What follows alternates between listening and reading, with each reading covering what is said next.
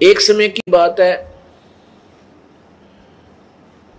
उत्तर प्रदेश के अपने उत्तर प्रदेश राज्य में, स्टेट में एक मगहर स्थान है, मगहर नगर है। मगहर नगर जो है, जो गोरखपुर शहर है, गोरखपुर गीता प्रेस गोरखपुर के नाम से जो प्रसिद्ध है, उस गोरखपुर से 25 किलोमीटर की दूरी पर है। उस मगहर, वो उस समय मगहर रियासत थी। उस रियासत का नवाब बिजली खान पठान था। बिजली खान पठान था और वहां पर मुसलमान और हिंदू उस नगर के अंदर लगभग बराबर की मात्रा में रहते थे। वहां पर एक दुर्भिक्ष गिरा, दुर्भिक्ष, अकाल पड़ गया। सभी ने अपने जंतर मंतर कर लिए, हिंदुओं ने भी अपने यज्ञ आदि कर ली, धर्म भी कर लिया, लेकिन कोई बूंद नहीं गिरी, वर्षा नहीं हुई। त्राही त्राही मच गई, बहुत बुरा हाल हो गया। किसी व्यक्ति ने वहां के नागरिकों को बताया कि काशी के अंदर एक बहुत बड़े महान संत रहते हैं, बहुत ही सिद्धि युक्त है। यदि वो प्रसन्न हो जाएं और वो आकर के आपके ऊपर रहम करें तो वर्षा हो सकती है। उनका नाम कबीर है, कबीर नाम है उन महापुरुष का। यदि वो आ जाएं और उनसे आप जाकर प्रार्थना करो तो आपका संकट निवारण हो सकता है। इस बात का ज्ञान बिजली खां पठान नवाब को हुआ, क्योंकि उस समय तो सबकी घी बन जाती है। पुणात्मा, जब तक परमात्मा राजी है, समय पर वर्षा हो रही है और टाइम पर टूक मिल रही, हमारे को भोजन मिल रहा है, तब तक तो हम आंडी पाका हैं, दारू पीवे, घुट्टी लावा, कदे नो के नमक ठीक को ना सब्जी में ला के शराब की घूंट है। अब जैसे शराबी शराब पीता है और शराब पी के आता है, अब उसकी पत्नी के पहले जाडा चढ़ ले, जब वो शाम न घर न आवे, पता लग जाता है कि वो आते कुकर्म करेगा, को बर्तन फोड़ेगा, कि मेरी देह ही तोड़ेगा। तो बेचारी अपनी तरफ से सारे काम सेट रखती है और बढ़िया भोजन बनाती है, और उसमें किसी दिन थोड़ा बहुत नमक कम ज्यादा हो जा तो थाली फेंक कर मारे और मैं नहीं खाता रोटी, मुंह चढ़ा ले। वह बेचारी उसका पीछे पीछे फिरे। कहने का भाव यह है कि हमने बकवाद इतने बावे हैं जब तक हमें समय पर रोटी मिल रही है, और भगवान रुस गया और वर्षा होनी बंद होगी। जिस साइंस पर आज ये आध्यात्मिक ज्ञानहीन व्यक्ति गर्व करते हैं कि कहाँ है भगवान, आज साइंस ने ये खोज कर ली, आज साइंस ने ये खोज कर ली, साइंस ने क्या खोज कर ली, भगवान के दिए हुए पदार्थों पर इन्होंने अपनी तगड़मबाजी, वो भी परमात्मा की ही दया से बुद्धि इनको दी गई है। जो इस कलयुग में देना मालिक ने था वही बनवाया है। इस युग को कलयुग इसलिए कहा गया है कि इसमें मशीन, मोटर मशीन से ही कार्य हुआ करेंगे। ये पहले से ही ऋषियों के द्वारा नॉमिनेटेड था ये युग, कि इसमें मशीन की जो है ना उत्थान होगा, मशीन का, मशीनरी का, और वो परमात्मा ही करवाता है। और हम इसको थोड़े से आकाश में जहाज के द्वारा उड़ जाने मात्र को ये मान लेते हैं कि भगवान नहीं है। ये हमारी महामूर्खता है। यदि 2 वर्ष या 3 वर्ष अब वर्षा ना हो, परमात्मा रुष्ट हो जावे। ये हवाई जहाज जिनके ऊपर बैठ कर ये अफलातून अंडी पाके और धरती तोलते हैं, कुछ नहीं समझ रहे, किसी को भगवान को नहीं मानते। ये हवाई जहाज और ये कंप्यूटर वहीं खड़े खड़े पड़े पड़े इनको जंग लगे, इनमें कोई बैठनिया नहीं पावे, क्योंकि रोटी मिले नहीं, हाहाकार मच जा, टक्कर मार मार के मरते। तो पुण्यात्मा भगवान से दूर होना हमारी सबसे बड़ी मूर्खता और अध्यात्म ज्ञानहीनता है। एक समय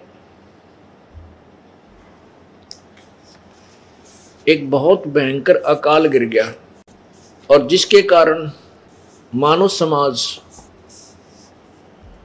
भूख के कारण मृत्यु को प्राप्त होने लगा। कहते हैं सन 1720 में एक बहुत ही भयंकर अकाल गिरा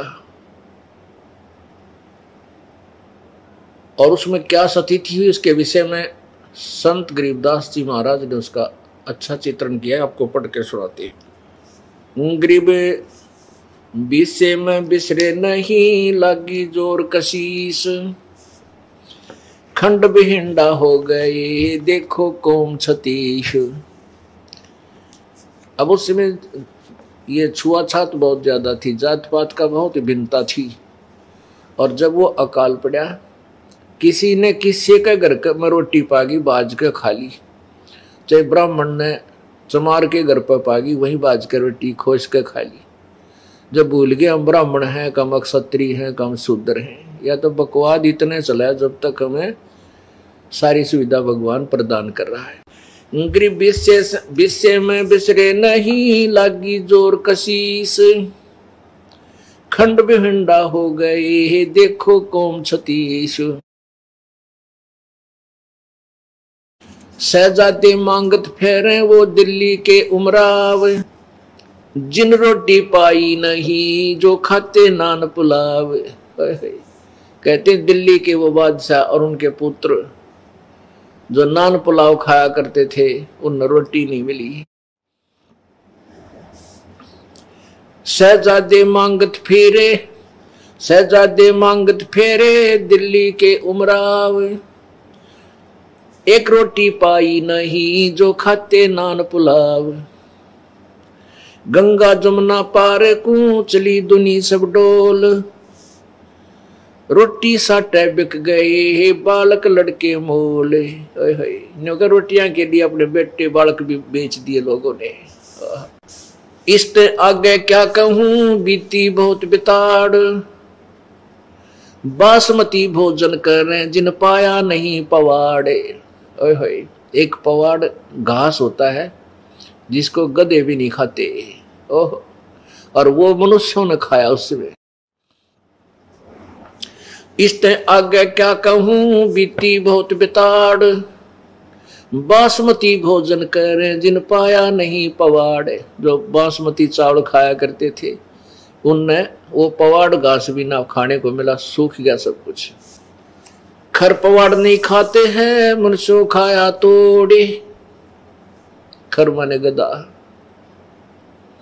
कहते गधा भी पवाड़ घास को नहीं खाता और मनुष्य ने तोड़ तोड़ के खा लिया। खर पवाड़ नहीं खाते हैं मनुष्यों खाया तोड़े, सांगर टीट और बाखड़ी लीने वृक्ष झरोड़े। ओह, बाखड़ी एक कांटेदार एक बेल सी होती है फैली हुई जमीन पर खेतों में, और उसके इतने मोटे मोटे छोटे छोटे कांटे होते हैं। कहते वो बाखड़ी भी कूट कूट के खाई, और वृक्षों के पत्ते ने तोड़ तोड़ के जरोड़ना में ना से खींच के पत्ते पत्ते निकाल लेना, उसको जरोड़ना बोलते हैं, जरोड़ लिए। खर पवाड़ नहीं खाते हैं मनुष्यों खाया तोड़े, सांगर टीट और बाखड़ी लीने वृक्ष जरोड़े। सांगर ये जांडिया गला गया करें, जांडिया का फल वो सिंगर बोले सांगर, और टीट ये टींड लग गया करें कैरों के, और बाखड़ी लीने वृक्ष जरोड़े। ओहो, खरपवाड़ नहीं खाते हैं मनुष्यों खाया तोड़े, सांगर टीट और भाखड़ी ही लीने वृक्ष जरोड़े। कड़ा कोंदरा खा गए जड़ा झोझरू झाड़, इसते आगे क्या कहूं रही न बोदी बाड़े। बोदी बाड़, बाढ़ होती थी कांटेदार झाड़ियों की, अपने खेतों के चारों तरफ रक्षा करने के लिए बाड़ लगाते थे। कहते हैं वह भी कूट कूट कर इंसानों ने खा ली। कड़ा कोंदरा खा गए जड़ा झोझरू झाड़, इसते आगे क्या कहूं रही न बोदी बाड़। फजल किया यूं दुख सोन्या बरसे दीन दयाल, आए इंद्र गर्ज करे सुभर तालम ताल।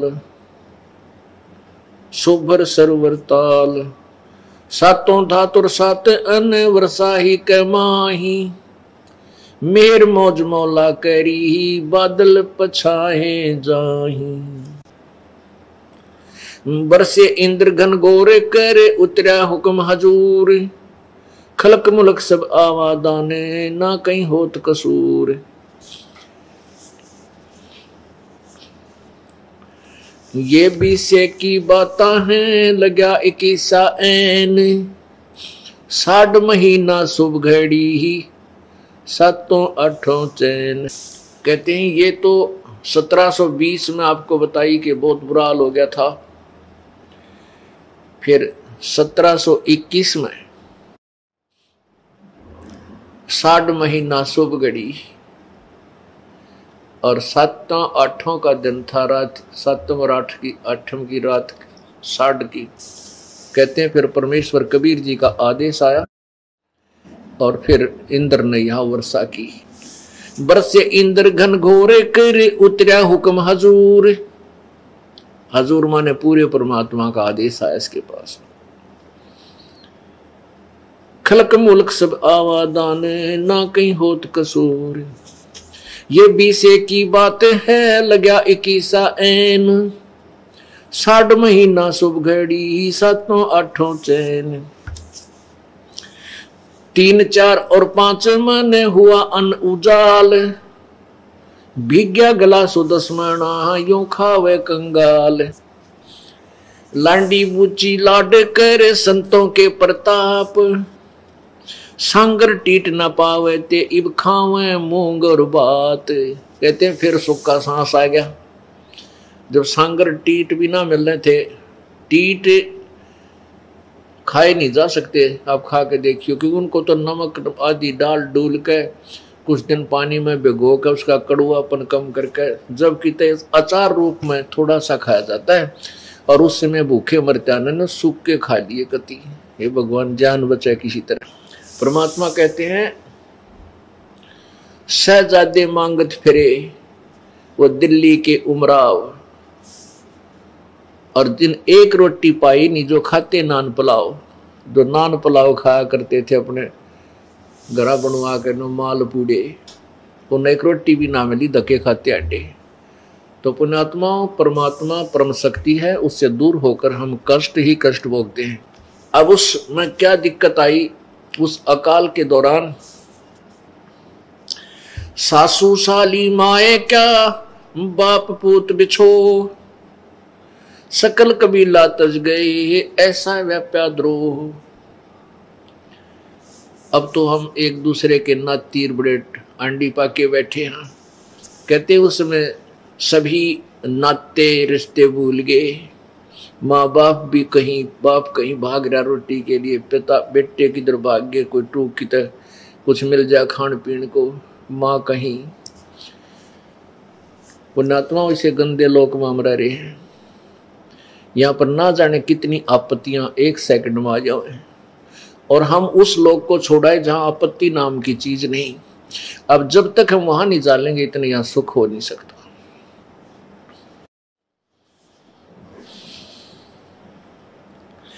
ऐसी बीती जगत में जाने नहीं जहान, कथर चूना लाए क इब चाबण लगे पाने। अब उस समय तो ऐसी दुर्गति हुई थी, अब भूल गई है दुनिया। और कहते उस समय इब यो चूनार कत्था ला के पान खान लागे, बकवाद करें। बता पान के पेट भर कोरी बकवाद। अब उस समय वो कहाँ गई थी वो पान, जब टक्कर मारते फिरे थे एक आहार के लिए। तो पुण्यात्मा इसलिए हमने विकार नहीं करने चाहिए, परमात्मा से डर के यहाँ से पीछा छुटवाना चाहिए, ताकि ये आपत्तियों के घर में फिर ना आ जावा। ऐसी बीती जगत में जाने नहीं जिहान, अब कथोर चूना ला के चाबण लगे पान। पांडव भारत में बचे यूं रखे जनदास, काल कुचालों में रहे नहीं खाए खड़गाश।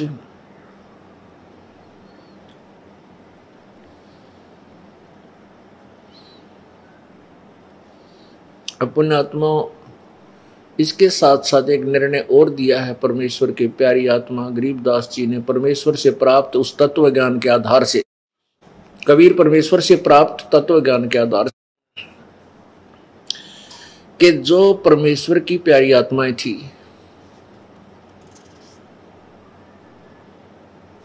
अर्थात पिछले पुण्य जन्म कभी किसी जन्म के परमात्मा कबीर जी के साथ थे, उनके ऊपर परमात्मा ने विशेष कृपा की। ऐसी आपत्ति में उन्होंने ये खड़ घास नहीं खाए, उनकी व्यवस्था परमात्मा ने की।